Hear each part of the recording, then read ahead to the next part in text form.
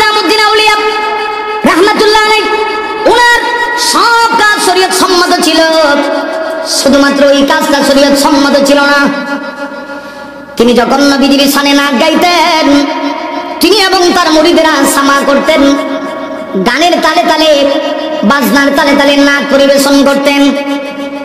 এজন্য তার যুগের বড় মুফতি বড় আলেম হাফেজ জিয়াউদ্দিন রাহমাতুল্লাহ আলাইহি ফতোয়া দিয়েছে এটা বেদাত। এটা কি বেদাত? আমরা দেশে দেখবেন এক মৌলবী যদি তার কিছু মুরিদ থাকে, হে ভুললেও শুদ্ধ বানাইতে চায়, হ্যাঁ যেটা কইব এটাই শুদ্ধ, এবং তার মুরিদেরা এরা এমন বিশ্বাস করে যেন আমরা হিসাব দিয়ে তুই এটা কইছে, এখন যদি কয় ফসসাব খাওয়া যায় কব না এটা যাইজ, এরকম কিছু লোক কিন্তু আছে, কথা বল না কেন? এবং ভুল পথে থাকা উনি ফতোয়ারে সঠিক বানানোর জন্য যত ধরনের ক্ষমতা প্রয়োগ করা লাগে সব তিনি করতে প্রস্তুত। খাজা নিজামউদ্দিন আউলিয়া রাহমাতুল্লাহ আলাইহি তিনি এই কাজটা করতেছেন। হাফেজ জিয়াউদ্দিন ফকির তার বিরুদ্ধে ফতোয়া দিচ্ছে, কিন্তু তিনি কোনোদিন তার মুরিদকে ওই মুরিদদের সঙ্গে লাগায় দেয় না, যাও মাইলেকে যাও, আমি যেটা করি এটাই সঠিক। মুরিদেরা দেখে হাফেজ জিয়াউদ্দিন ফকির রাহমাতুল্লাহ আলাইহি তো বড় বড় ফতোয়া ছাড়ে, আমাদের হিসাবের বিরুদ্ধে ফতোয়া ছাড়ে, কিন্তু আমাদের হিসাব তো কিছু বলে না। এইভাবেই দিন যাইতেছে। কিছুদিন যাওয়ার পরে খাজা নিজামউদ্দিন আউলিয়া রাহমাতুল্লাহ আলাইহি তিনি তার দরবার শরীফ থেকে বের হয়ে কোথাও কোনো এক প্রোগ্রামে যাচ্ছিলেন।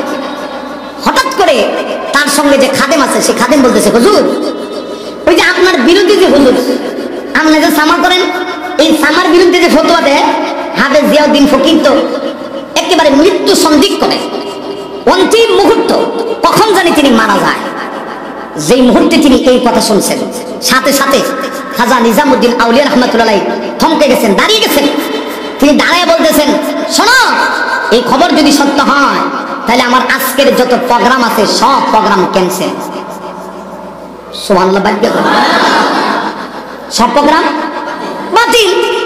খাদেম তো আশ্চর্য হয়েছে, কিরে হুজুর না আরো খুশি হওয়ার কথা, কারণ আমার বিরুদ্ধে যদি একজনে কয় আর এই মৌলবী যদি অসুস্থ হয় তাহলে আমি চিন্তা করি আল্লাহ আজরাইলে তাড়াতাড়ি ফাটাও, এরা কোন রকম দুনিয়া থেকে লয়ে যাবে। কথা ঠিক না? পুরি তো আশ্চর্য হয়ে গেছে। হুজুর হাফেজ জিয়াউদ্দিন ফকির রাহমাতুল্লাহ এই কথা শুনে ওনার যত প্রোগ্রাম আছে আজকে দিনে সব বাদ। হযরত কি করতে হবে? তখন তিনি বলতেছেন, আমাকে নিয়ে এই মুহূর্তে চলে যাও ওনার দরবারে, আমি এত বড় একজন আলেম, জগৎ বাছা একজন আলেম দুনিয়া থেকে চলে যাচ্ছে, আমি জীবন মৃত্যু সন্ধিক্ষণে শেষ পর্যায়ে আমি তাকে এক নজর দেখতে চাই। জোরে কন্যা সুবহানাল্লাহ। এবার খাদেম খাজা নিজামউদ্দিন আউলিয়া রাহমাতুল্লাহ আলাইহি নিয়ে গেছে। তো দেখবেন যে যে এই এরিয়াটাকে তার একটা প্রভাব আছে।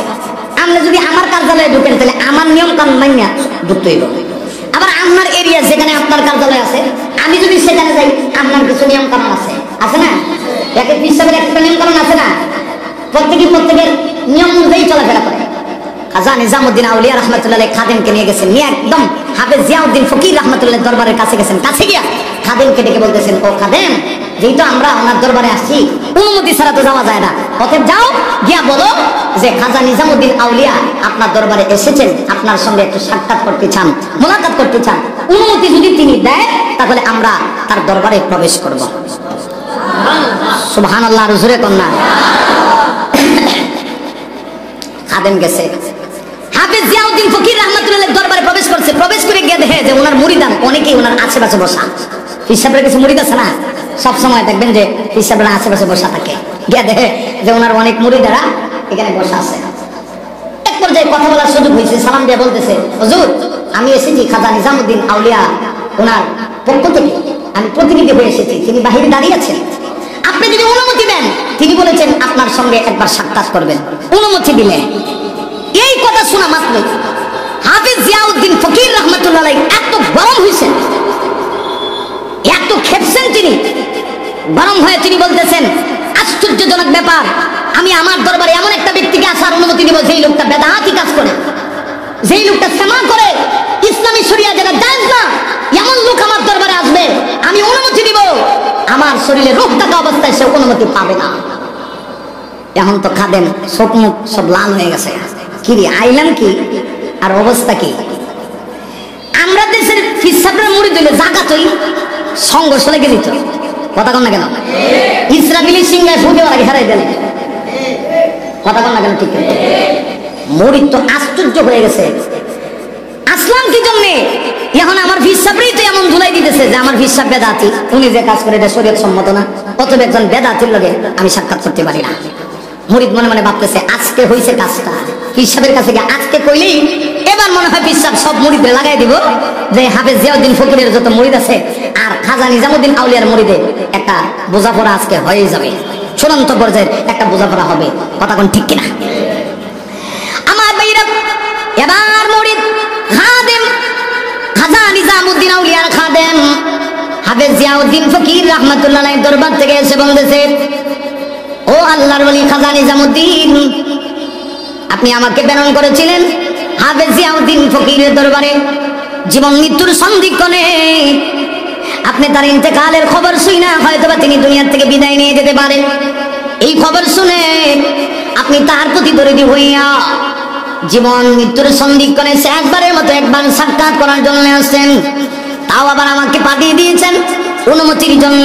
তিনি যেন অনুমতি দেয়, শুনছেন নি? অনুমতি দিবে তো দূরের কথা, যেই মুহূর্তে আমি অনুমতি তলব করেছি তিনি আপনার উপরে এমন খেপছে, এমন রাগান্বিত হয়েছে, তিনি বলে আমি মৃত্যুবরণ করব, এরপরও এই বেদাতি লোকটার সঙ্গে আমি সাক্ষাৎ করতে চাই না। অনুমতি তো দূরের কথা, আমার দরবারের ভিতরে প্রবেশ করার অনুমতি নাই।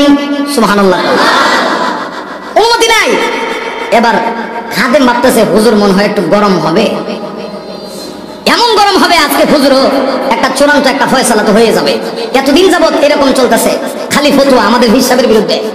এখন দেখা যাক আজকালকার অবস্থাটা দেখেন তো, এক হুজুর যদি আরেক হুজুরের বিরুদ্ধে ফতোয়া মারে, যেই ফতোয়া তিনি ভুল মারছে এটারে যেমনি হোক এটারে সঠিক বানায় ছাড়বে, আর না পারলে দুই মৌলবী কিয়ামতের আগে ফতোয়া এক হইতে পারতো না। কথা কন না ঠিক কেন? যিনি শুদ্ধ আছে উনি তো শুদ্ধই, আর যিনি অশুদ্ধ ভুল ফতোয়া দিয়েছে উনি বলবে না এটাও সঠিক, এটাও সঠিক, উনি ওনার মুরিদ নিয়ে সঠিক অবস্থায় থাকবে।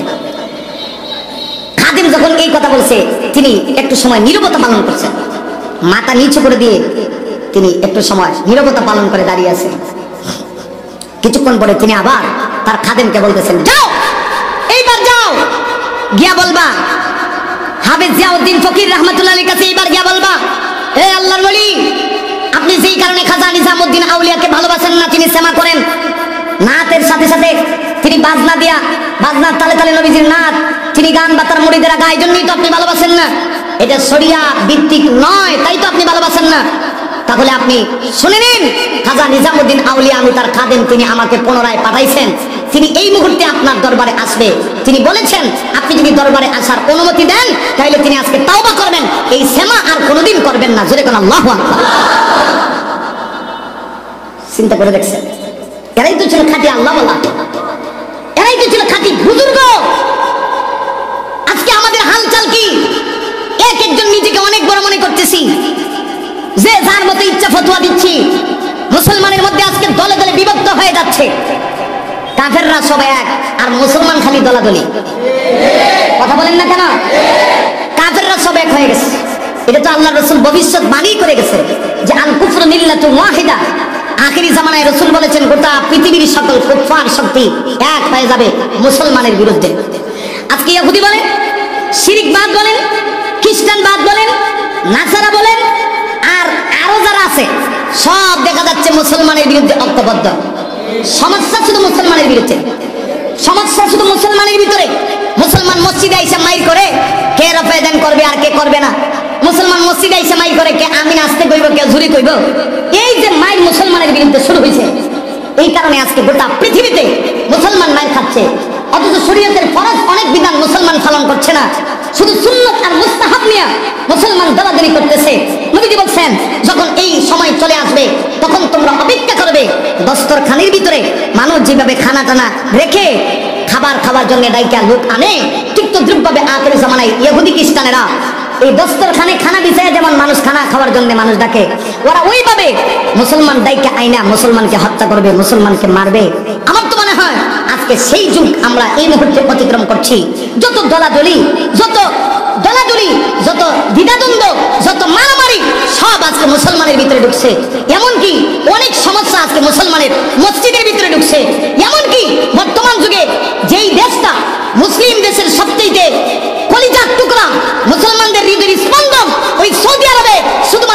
তাবলীগ করা নিষিদ্ধ করছে তা না।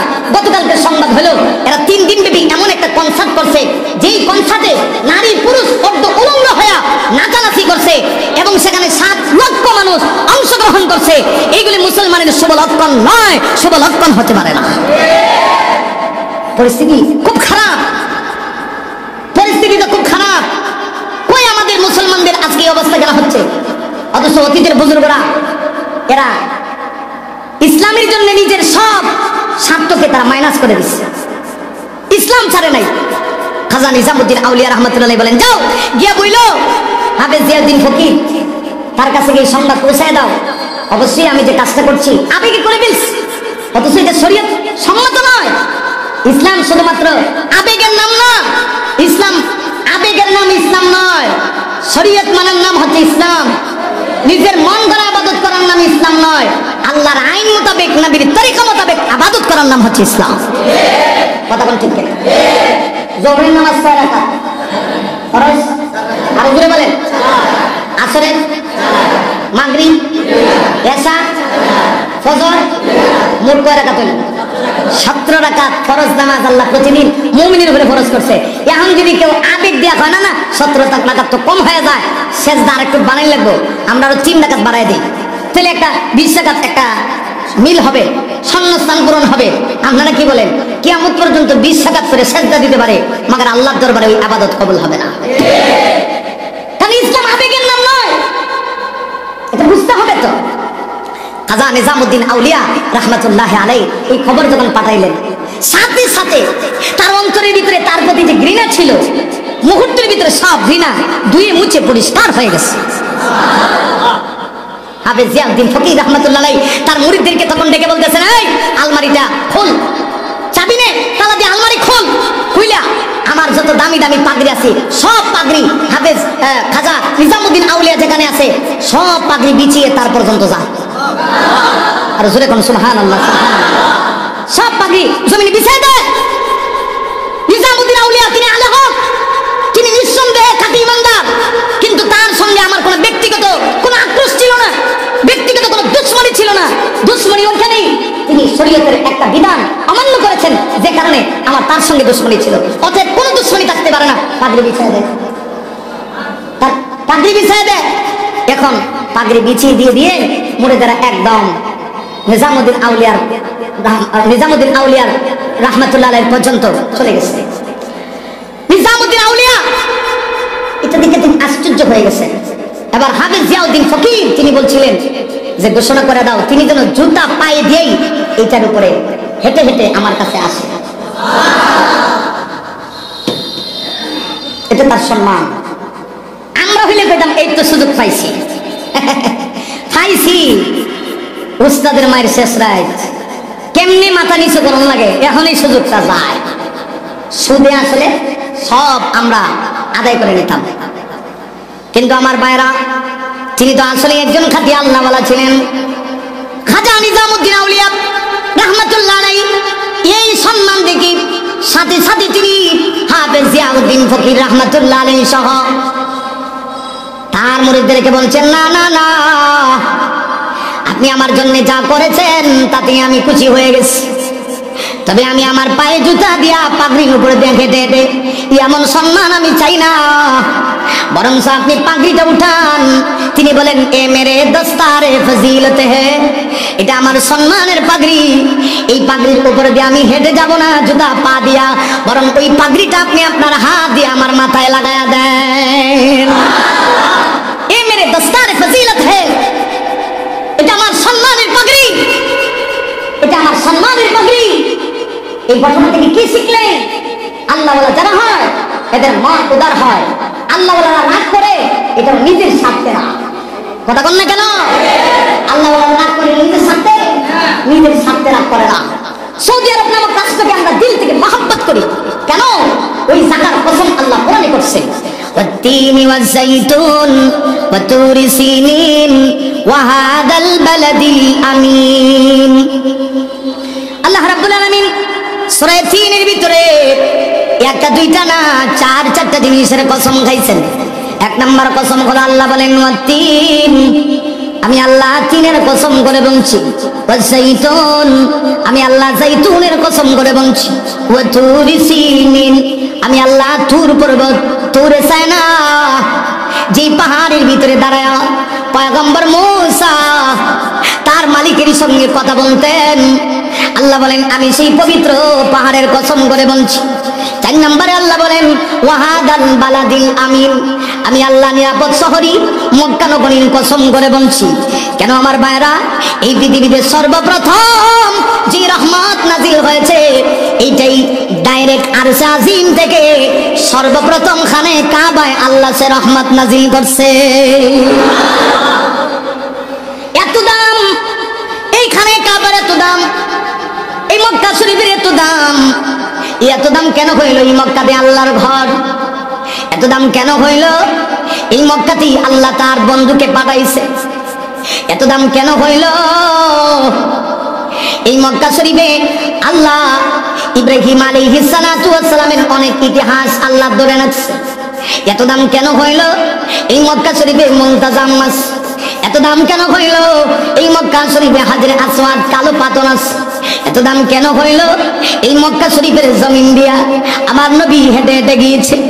এত দাম কেন হইল? এইখানে কাবা দেখে আমার নবী চোখের পানি ছেড়ে দিয়ে কাঁদছিলেন। যেদিন আমার নবী হিজরত করে মদিনায় চলে যাবেন, আমার নবী কাবার দিকে তাকায়া চোখের পানি ছেড়ে দিয়ে কান্দে আর ডেকে বলে, কাবারে, এতদিন আমি এখানে কাবায় ছিলাম, যখন আমার মনটা চাইতো আমি তাওয়াফ করতাম, কিন্তু এখন যে আল্লাহর নির্দেশ হয়ে গেছে আর কখন জানি আমি তোমাকে তাওয়াফ করব। এত দামি ঘর, আল্লাহর ঘর, খানে কাবা, যেই মক্কায় আমার নবীর কদম মুবারক পড়ছে, যেই মক্কায় আল্লাহ কোরআন শরীফ নাজিল করছে, যেই মক্কায় ইসলামের অনেক ইতিহাস আল্লাহ রেখে দিয়েছে, স্মৃতিচারণ করে রেখে দিয়েছে। দুঃখজনক হলে সত্য, ওই আরব দেশের লোকদের চরিত্র যেন এখন আবু জাহেলের চরিত্রে রূপান্তরিত হতে যাচ্ছে, ঠিক কিনা? অপেক্ষা করো, গজব আসবে, গজব আসবে। যেখানে আলু সেখানে অন্ধকার থাকে, কথা বল না, ঠিক কিনা? আলুর পরেই তো অন্ধকার আছে। আলু ছিল, এই মক্কার কোনো দাম ছিল না। মক্কার মানুষগুলি ছাগলের রাখালগিরি করত, মরুভূমি প্রান্তরে পানি তৃষ্ণার্তে অনেকদিন যাইত, তারা পানি পর্যন্ত মুখের ভিতরে দিতে পারত না। কিন্তু আমার নবীকে তো আল্লাহ সেখানে পাঠাবেন, এই জন্য সেই মক্কায় নবীর কারণে ইব্রাহিম আলাইহিস সালামের দোয়ার ফসলে আল্লাহ মক্কাকে বরকত দিয়ে ভরপুর করে দিয়েছিলেন। আজকে সেই মক্কার অবস্থা কেমন হতে যাচ্ছে? সেই মক্কার মানুষগুলির অবস্থা কেমন হতে যাচ্ছে? এরা শুধুমাত্র তাবলীগের বিরুদ্ধে কথা বলছে তা না, বরং যেই দেশে হেজাব করা, পর্দা করা ফরজ ছিল, সেখানে আজকে কয়জন মহিলা পর্দা করছে। যেই দেশে কোনো একটা সিনেমা হল ছিল না, সেখানে আজকে সিনেমা হলের ব্যবস্থা করে দিছে। যেই দেশে মহিলারা ড্রাইভিং করতে পারে, সমস্যা নাই, পর্দার সহিত, আজকে সেটাকেও অনুমতি দিয়ে দিছে। যেই দেশে এমন কিছু কার্যকলাপ চলতেছে আল্লাহর কোরআন বিরোধী, ইসলাম বিরোধী, শরীয়ত বিরোধী, এখনকার অবস্থা সেই দেশে আর আগের মতো নয়। যতই তারা নবীর দেশের লোক হোক, যদি তারা কোরআনকে সম্মান না করে, নবীর আদর্শকে তারা গ্রহণ করে না নেয়, দাওয়াতে তাবলীগের বিরুদ্ধে যদি পৃষ্ঠদেশ দেখায়, আল্লাহর কসম আমার মনে হয় আর বেশি দিন বাকি না। আফগানিস্তানের যে অবস্থা হয়েছে, হতে পারে সেই অবস্থা হয়ে যেতে পারে, কারণ এটা বেদিনদের একটা সূক্ষ্ম লাল কালো একটা ষড়যন্ত্র চলতেছে, যেন এই মক্কা থেকেই এই ষড়যন্ত্রের মাধ্যমে গোটা পৃথিবীর সকল মুসলমানকে ধ্বংস করা যায়। ওই সময়ে আমরা বাংলাদেশের মুসলমান নবীর উম্মত হিসেবে একটা ওয়াদা আপনাদের কাছে নিতে চাই। বলুন, আমার নবী যদিও মক্কায় এসেছেন, কিন্তু সেই নবীর রক্তের ঘাম, পরিশ্রমের, দাওয়াতের মেহনত সুদূর সেই মক্কা থেকে বাংলাদেশ নামক ছোট্ট একটা এলাকায় এসে একটা রাষ্ট্রে এসে পৌঁছে গেছে। এই রাষ্ট্র থেকে আমরা আল্লাহ এবং তার রসুলকে সাক্ষী করে বলতে চাই, আল্লাহ আল্লাহ আপনার রসুলকে আমরা কলিজা দিয়ে ভালোবাসি।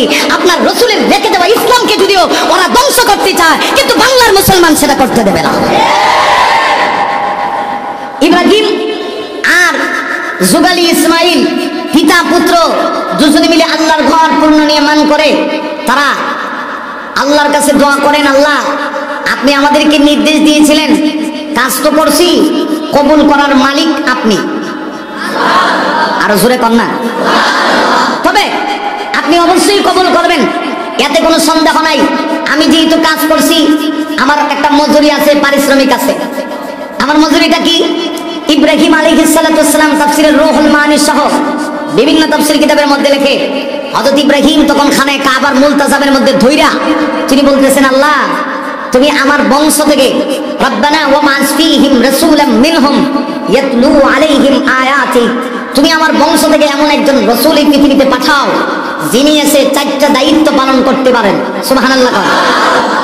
এই রাসূলকে আপনার আমার নবী বিশ্বনবী মুহাম্মদুর রাসূলুল্লাহ সাল্লাল্লাহু আলাইহি ওয়াসাল্লাম ইব্রাহিম আলাইহিস সালাতু ওয়াস সালামের সেই দোয়া কবুল করা। রাসূল বলেন, আমি আমার বাবা ইব্রাহিম আলাইহিস সালাতু ওয়াস সালামের দোয়ার ফসল। ইব্রাহিম আলাইহিস সালাম আমার জন্য দোয়া করছেন। ইব্রাহিম আলাইহিস সালাম খানায় কাবা নির্মাণ করে, পুণ্য নির্মাণ করে আমার রাসূলকে পৃথিবীতে পাঠানোর জন্য তিনি দোয়া করছেন। রাসূল তাই মক্কাতে এসেছেন।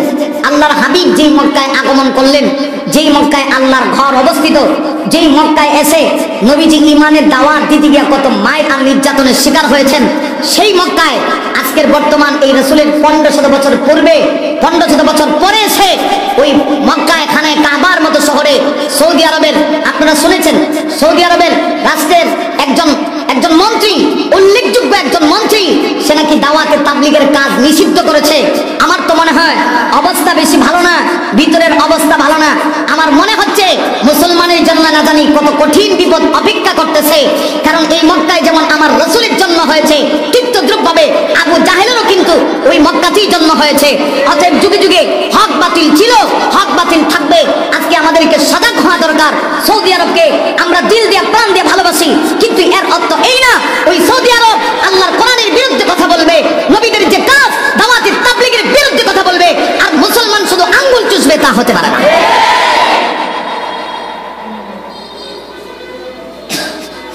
আমার তো মনে হচ্ছে ভয়াবহ পরিস্থিতি।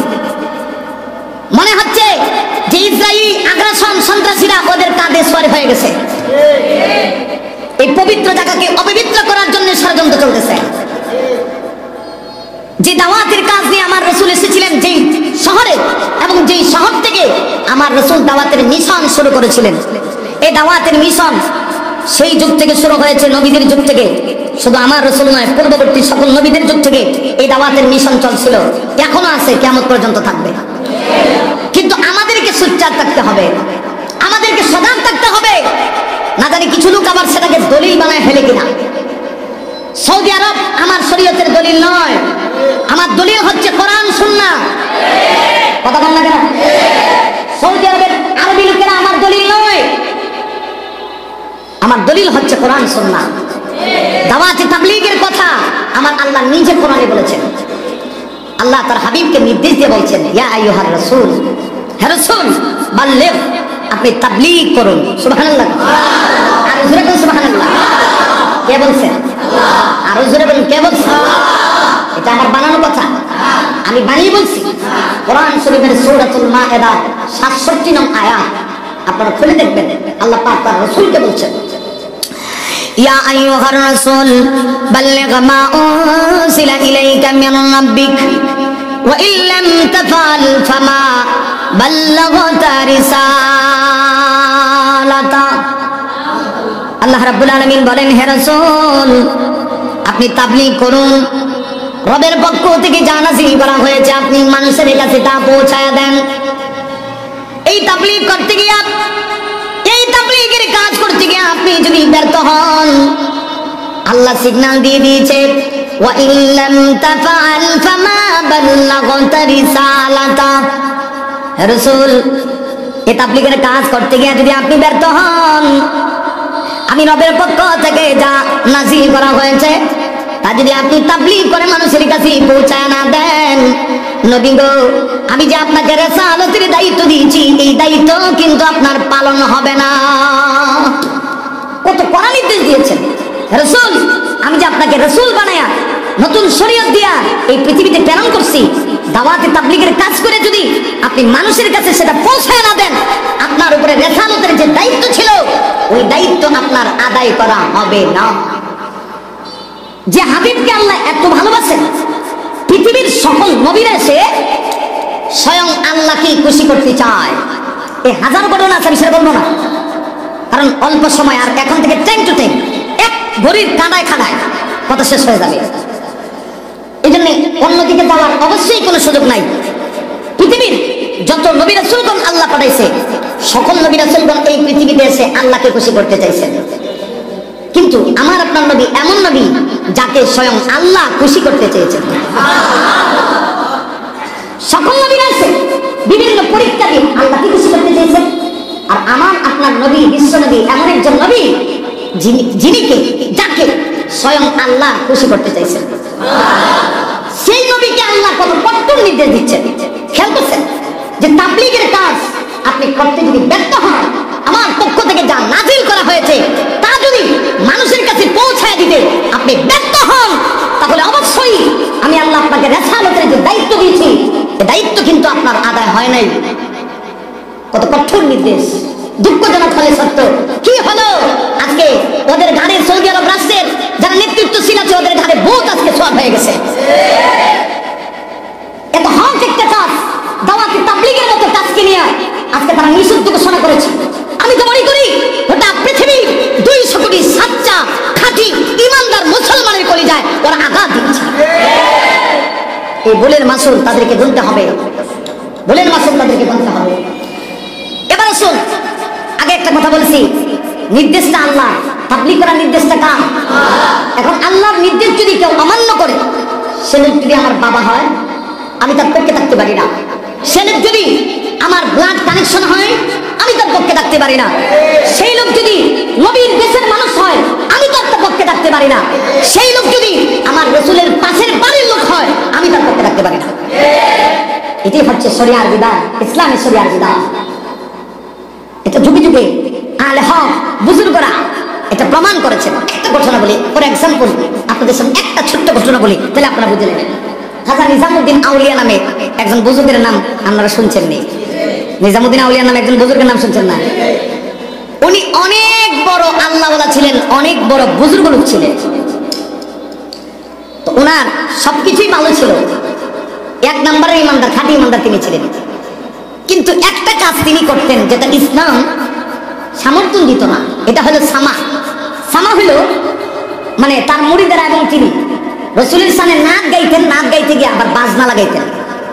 বাজনার তালে তালে নাচ গাইতেন, কিন্তু শরীয়ত তো সেটাকে সাপোর্ট দেয় না। ইসলামী শরিয়ায় এটা না জায়েজ।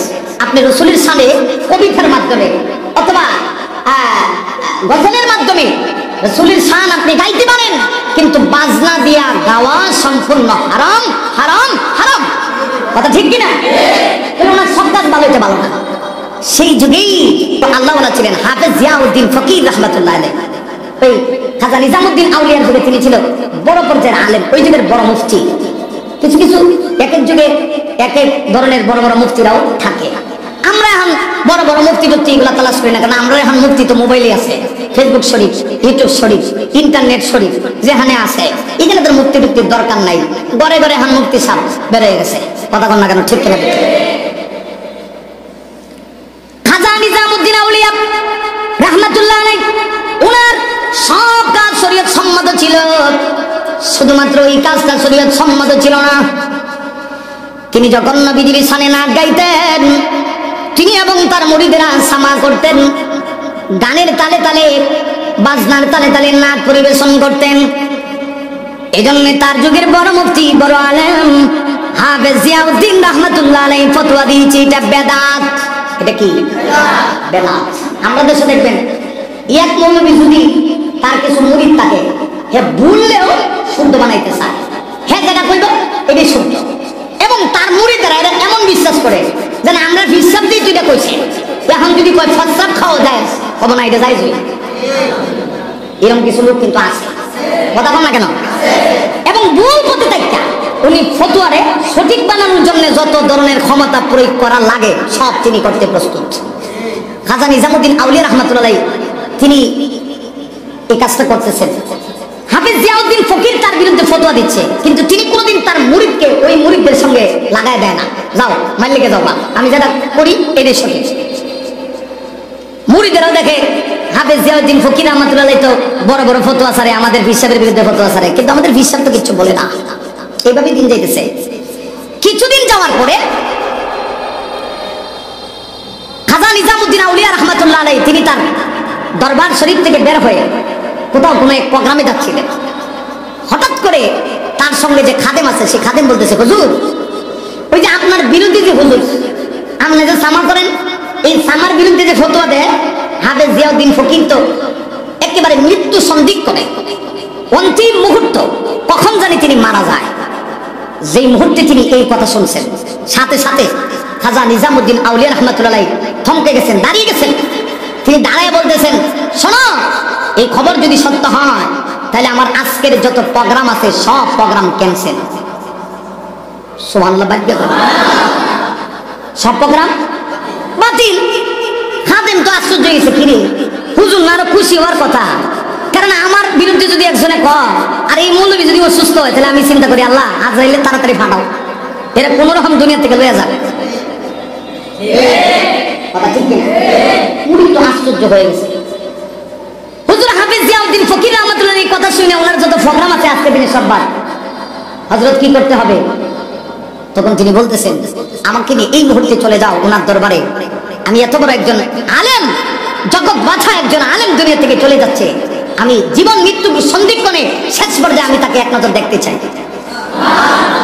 জোরে কন্যা সুবহানাল্লাহ। এবার খাদেম খাজা নিজামুদ্দিন আউলিয়া রহমাতুল্লাহকে নিয়ে গেছে। তো দেখবেন যে যে এই এরিয়াটাকে তার একটা প্রভাব আছে।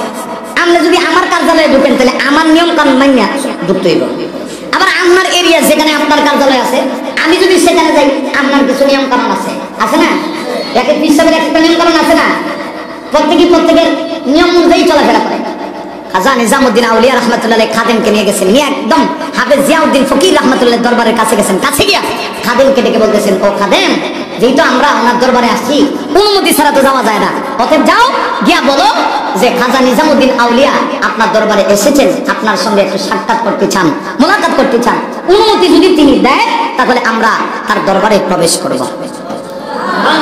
সুবহানাল্লাহ, জোরে কন্যা। খাদেম গেছে, হাফেজ জিয়াউদ্দিন ফকির রহমাতুল্লাহ দরবারে প্রবেশ করছে। প্রবেশ করে গিয়ে দেখে যে ওনার মুরিদান অনেকেই ওনার আশেপাশে বসা।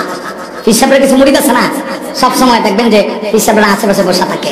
গিয়ে দেখে যে ওনার অনেক মুরিদারা এখানে বসা আছে।